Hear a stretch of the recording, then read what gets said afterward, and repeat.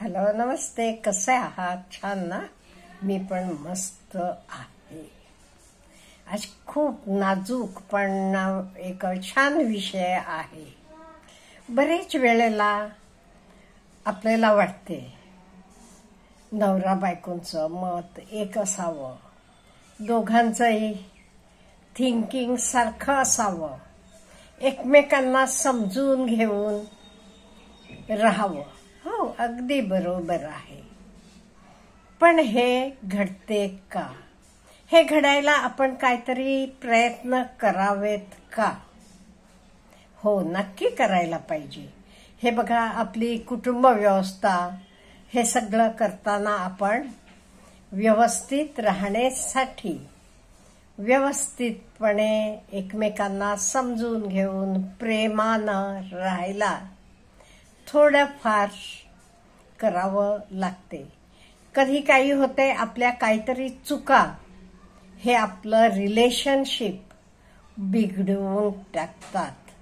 त्यामुळे मी आज एक अशा 10-11 टिप्स देणार आहे.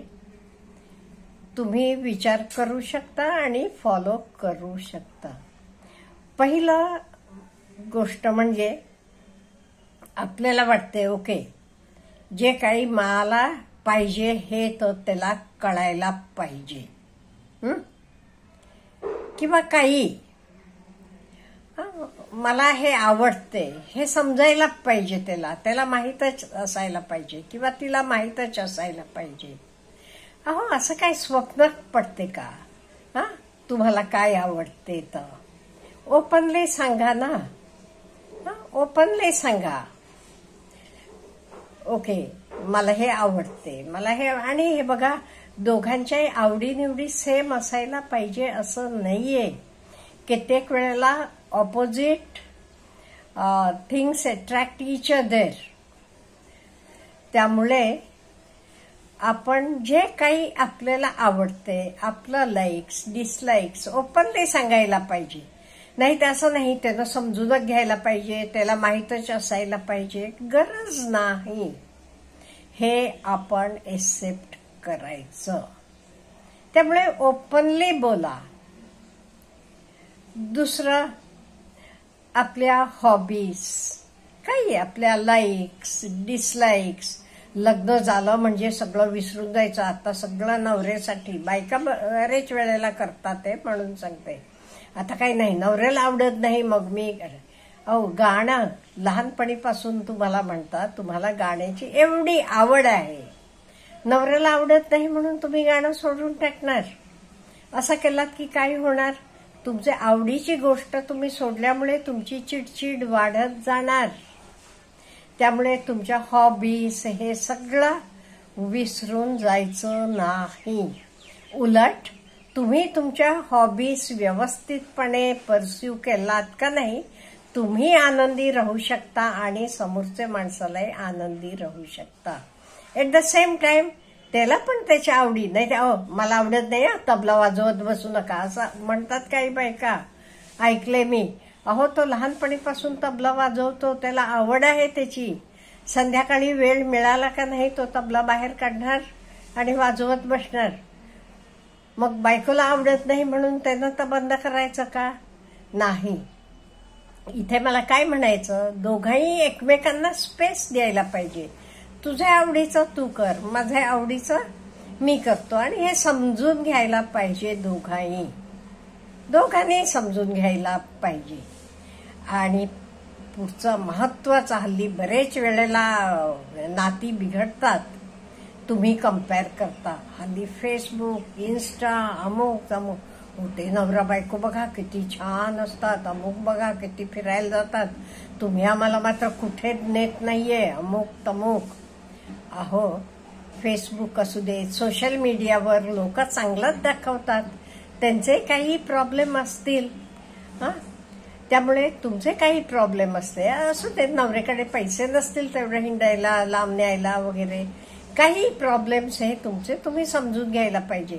फक्त आपल्या मैत्रिणीचं, लोकांचं, नातेवाईकांचं बघून मलाही तसं पाहिजे, अमुक पाहिजे, नाही उपयोगाचं. कधी कंपेअर करू नका. आणि कित्येक जणांना वाटते ओके माझ्यावर प्रेम आहे ना, मग तू हे सोडायला पाहिजे. अहो तसं होत नाही.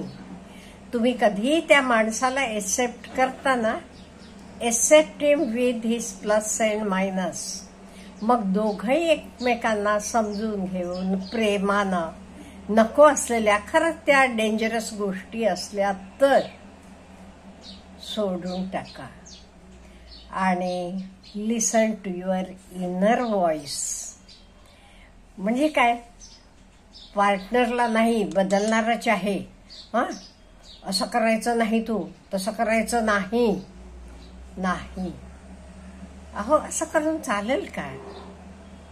आणि काही भांडताना बायकाही बघितले मी, जुनं कधीच तरी काहीतरी करतात आणि भांडत बसतात. अहो मी लग्न करून नवीन आले तेव्हा तुमच्या आई काही बोलायच्या आणि तुम्ही गप्प बसायचे, तरी कधीतरी काढायचं भांडाय. नाही, असं करू नका ना. आजचा दिवस सुखानं जगायला शिका. आज काही प्रॉब्लेम्स नाहीत ना, मग जुना कशाला काढताय? त्यामुळे बरेच वेळेला जुना आत उपयोगी नसला तर काढून नका, तर सोडून टाका, विसरा आणि दुसऱ्यावर डिपेंड होऊ नका. आपल्या सोसायटीत काय झाले माहितीये का, बरेच वेळेला मुलींना वाटते ओके फिरायची आवड आहे ना, लग्न झाल्यावर नवरा फिरवेल. अमुक आहे ना, लग्न झाल्यावर नवरा हे करेल. अहो दुसऱ्यावर का अवलंबून राहता तुम्ही? तुम्हाला हवे ना, तुमची आवड आहे ना, तुम्ही पण फायनान्शियली इंडिपेंडेंट व्हायला पाहिजे. नाही ते काय होते, नाही ते भांडणं होतात. मग अहो आयुष्य आपलं पुढे व्यवस्थित न्यायला पैसा हा खूप गरजेचा आहे. मग दुसऱ्यावर अवलंबून का राहता? त्यानं मला हिंडवायला पाहिजे, त्यानं मला फिरवायला पाहिजे का? नाही. त्यामुळे कोणावरही असं अवलंबून राहू नका आणि आपली मानसिक, शारीरिक हे व्यवस्थित ठेवा. म्हणजे एक्सरसाइज असेल, मेडिटेशन असेल, हे सगळं व्यवस्थित करायचं आणि सेल्फ डिपेंडेंट राहायचं. लग्न झाल्यावरही एकमेकांना स्पेस द्यायचा. स्पेस हा महत्वाचा आहे. फ्रेंड्स, अहो परवाची एक मुलगी सांगत होती, अहो नवरा काय हो आपल्या मित्रांबरोबर जातो, त्यांच्याशी गप्पा मारतो, एकटा जातो, मला नेत नाही. लग्न झाल्यावर आता बायको आहे हे. अहो त्याचे मित्रांबरोबर तो गप्पा मारायला जाताना तुम्हाला कशाला नेईल? त्यामुळे हे लक्ष आपण द्यायला पाहिजे. अहो तुम्ही तुमच्या मैत्रिणींबरोबर गप्पा मारताना तिथे नवरा येईल का? नाही. आयुष्य हे काही रेस नाहीये, हा एक प्रवास आहे. दोघांनी मिळून एकत्र जायचं आहे.